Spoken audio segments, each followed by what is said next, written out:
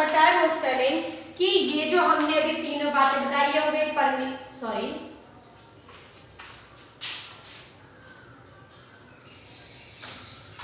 अभी मैं आप लोगों को मॉडल्स के कुछ और भी रीजंस बताने जा रही हूँ जो उनके यूज में काम आते हैं। ठीक है, मैं वन बाय वन सारी चीजें बता रही हूँ एंड काइंडली नोट देम। आपकी बुक में इस तरीके से नहीं दिया हुआ है, आपके बुक में एबिलिटी के लिए भी यूज किया है और कैन, हाँ मैंने एक चीज बताना तो मैं भूल ही गई एबिलिटी के लिए।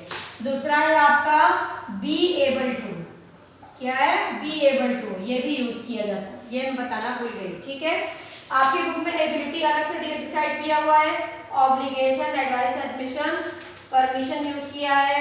चलो ठीक है, आपकी बुक में भी अच्छे से दिया हुआ है। अगर आप लोग अपनी बुक को रिफर करोगे तो that will be also good for you all. ठीक है, मैं आप लोगों को अलग तरीके से बता रही हूँ। ठीक है, चलो सबसे पहले तो हम बात करेंगे एबिलिटी का, एक एक करके हम बात करेंगे। सबसे पहले हम एबिलिटी के बारे में बात करेंगे।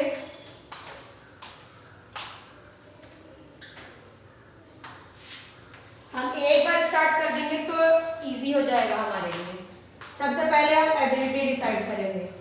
एबिलिटी के लिए हम 3 मेन वर्ब्स का यूज करते हैं। पहला है आपका कैन, दूसरा है आपका कुड और तीसरा है आपका बी एबल टू। बहुत लोग मे माइट का भी यूज करते हैं, लेकिन बच्चों प्रयास ये करना कि तुम लोग हमेशा कैन और कुड का ही यूज करना। मे माइट का यूज आप अपनी शक्ति को ये बताने के लिए कर सकते हो कि आप में ये करने की शक्ति थी। ठीक है, ये नहीं बता सकते कि वो आपके कैलिबर में आता है। ठीक है, आपके कैलिबर मतलब कि वो आपकी पावर में आता है, ऐसा नहीं बता सकते हो। आपके करने की पॉसिबिलिटी थी, मतलब आप कर सकते थे उस वक्त, तो आप अपनी उस वक्त की एबिलिटी के बारे में ये बात बता सकते हो, लेकिन अपने पावर या अपने स्ट्रेंथ को दिखाने के लिए मे और माइट का यूज नहीं कर सकते। मेरी बात सबको समझ में आ रही है? Yes ma'am. हाँ, जो भी नहीं समझ में आएगा काइंडली आस्क मी। ओके, पहली चीज मैंने क्या बताया, कैन, दूसरा बताया कुड और तीसरा बताया बी एबल टू। सबसे पहले तो हम कैन की स्टडी करेंगे। कैन आपके बुक में लिखा है indicates ability to do something. Same चीज अभी मैंने बताया कि कोई भी आदमी अगर कोई चीज कर सकता है तो वो उसकी एबिलिटी होगी। ठीक है, जैसे मैं कहूँ कि I can teach English and SST also, तो ये क्या है, ये मेरी स्ट्रेंथ है। जैसे मैं बोलूँ I can teach English and SST both, ये मैंने क्या बताया, ये मैंने अपने टैलेंट के बारे में, अपनी स्ट्रेंथ के बारे में बताया। ठीक है, तो हम कैन का यूज किसके लिए करते हैं, एबिलिटी बताने के लिए करते हैं। ठीक है, दूसरा है आपका कुड। कुड का यूज हम कब करते हैं, अभी मैंने बताया था कि पास्ट टेंस में आपके पास कोई एबिलिटी थी तो हम उसके लिए बता सकते हैं। जैसे मैंने कहा कि मैं बचपन में बहुत अच्छा डांस कर लेती थी, तो मैं कहूंगी I could dance well in, आप डायरेक्ट चाइल्डहुड भी लिख सकते हो, चाइल्डहुड में इन यू मिक्स है पहले से। ठीक है, I could dance well childhood, मतलब कि मैं जब बचपन में थी तो मैं बहुत अच्छा डांस कर लेती थी। तो ये क्या है, ये मेरी पास्ट की एबिलिटी है। किसकी एबिलिटी है, पास्ट की एबिलिटी है। अब जैसे यहाँ तो आप है, यहाँ आप अपने पावर के बारे में बता रहे हो जो प्रेजेंट में है, और यहाँ आप अपने पावर के बारे में बता रहे हो जो पुराना है। अब बी एबल टू की जरूरत ही क्यों पड़ी, जब हमारे पास कैन और कुड पर्याप्त थे। लेकिन जब कैन के अलावा हमें कुछ ऐसा बताना हो जो इंसान करने के लिए कर तो सकता हो लेकिन वो प्रयास करना चाहता हो। जैसे मैं कहूँ कि जैसे मैं एक सेंटेंस दे दूं कि he was able to write with both hands. Can का मतलब यहाँ पर हम एबिलिटी बता रहे हैं, वैसे बी एबल टू और कैन में ज्यादा फर्क नहीं है। सुन लो, ये एक सिंगल वर्ड है और एक ग्रुप ऑफ वर्ड है, दोनों की मीनिंग सेम है, लेकिन बी एबल टू का यूज हम तब नहीं कर सकते जब हम कोई कार्य करने के लिए अपने आप को सक्षम समझते हैं। जैसे मैं कहूंगी कि, जैसे मैंने अभी ये सेंटेंस लिखा कि आई कैन टीच इंग्लिश, ये मेरे टैलेंट को बता रहा है। लेकिन अगर मैं ये कहूँ कि कोई अगर मुझसे ये पूछे प्रश्न कि can you teach student dance या can you teach dance to the student, तो मैं कहूंगी कि I am able to teach dance. मैं ये नहीं कहूंगी आई कैन टीच डांस, ये मैं अपनी पूरी पावर के बारे में बता नहीं रही हूँ, क्योंकि मुझे तो डांस पहले से ही नहीं आता और मैं वहां पर क्या बता रही हूँ, मैं प्रयास करने के बारे में कह रही हूँ। तो मैं कैन से ज्यादा की बात कर रही हूँ।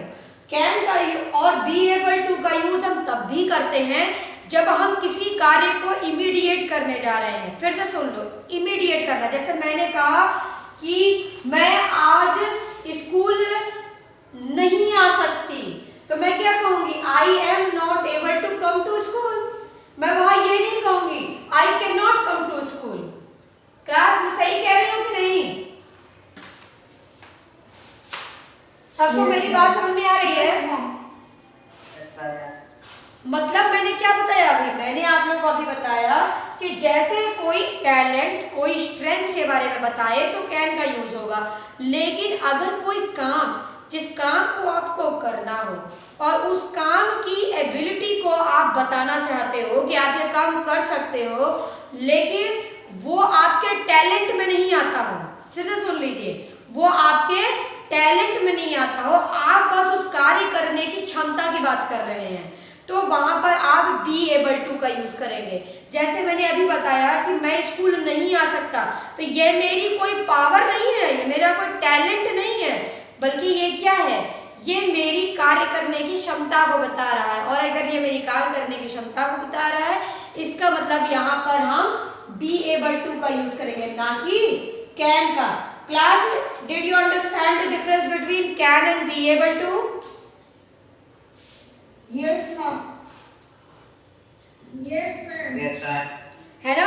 तो इससे क्या पता चला कि मतलब वो उसके, मतलब हम बी एबल टू का यूज किसी आदमी के टैलेंट, स्ट्रेंथ या उसकी पावर की बात करेंगे, लेकिन बी एबल टू का यूज हम किसी इमीडिएट कार्य को करने के लिए, पहली चीज इमीडिएट एक्शन के लिए, और दूसरी चीज कि हम इसका यूज तब भी कर सकते हैं जहां पर हम कैन का यूज करते हैं। लेकिन बी एबल टू का यूज वहां भी हो सकता है जहां कैन का यूज होता है, और वहां भी हो सकता है जहां बी एबल टू यूज होता है, लेकिन कैन का यूज हम वहां नहीं कर सकते जहां बी एबल टू का यूज होता है। समझ में आया? ये जो है वो इसकी जगह ले सकता है, लेकिन ये इसकी जगह नहीं ले सकता। आई थिंक एबिलिटी आप लोगों का पूरा क्लियर हो गया होगा। हो गया कि नहीं क्लास?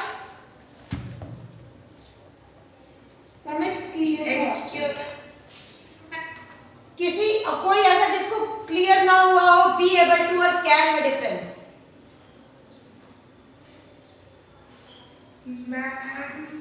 हाँ बोलो कशी। देखो फिर से सुन लो, कैन का मतलब अगर कोई व्यक्ति अपने टैलेंट के बारे में बताए, अपने स्ट्रेंथ के बारे में बताए या अपनी पावर के बारे में बताए, तो वो कैन का यूज करेगा। जैसे मैं कहूँ I can reach at the top of this हिल, मतलब कि मैं इस हिल पर पहुंच सकता हूँ, मतलब मेरे अंदर वो पावर है, मेरे अंदर वो एबिलिटी है। लेकिन अगर मैं ये कहूँ कि जैसे अगर आप कोई व्यक्ति कहा, पूछा आपसे, आप बीमार है, ठीक है, you are suffering from fever and somebody ask you कि क्या तुम स्कूल जा पाओगे, तो यहाँ पर आपकी स्ट्रेंथ जो है वो इस तरह में, ये आपकी स्ट्रेंथ को नहीं बता रहा, ये आपकी एबिलिटी और इनएबिलिटी को बता रहा है। फिर से सुन लो, वो जो कैन होता है वो आपकी स्ट्रेंथ या टैलेंट को बताता है, लेकिन बी एबल टू उस वक्त की, मतलब उस इमीडिएट वक्त की आपकी एबिलिटी को। अब उसी वक्त पूछ रहा है ना आपसे कि आप स्कूल जा सकते हो कि नहीं, तो ये तो कह ही सकते हो कि you can go to the school, लेकिन उस वक्त की परिस्थिति को देखते हुए कैन वर्ड यूज नहीं होगा, क्योंकि वहां आपकी टैलेंट या आपके स्ट्रेंथ की बात नहीं की जा रही है, वहां पर आपकी एबिलिटी की बात करी जा रही है। करी जा रही है तो वहां आप क्या बोलोगे, I am able to go to the school, मतलब कि मैं जा सकता हूँ, मतलब मैं इस लायक हूँ इस वक्त कि मैं जा सकता हूँ। तो ये आपकी एबिलिटी को बताता है, ना कि आपकी स्ट्रेंथ को। आया समझ में अंतर Utkarshi? Okay, so class will solve some there is one exercise given in your book on page number 88, exercise A. So kindly solve exercise A, and if you will have any problem I will send you the solution also. Okay class, thank you everyone.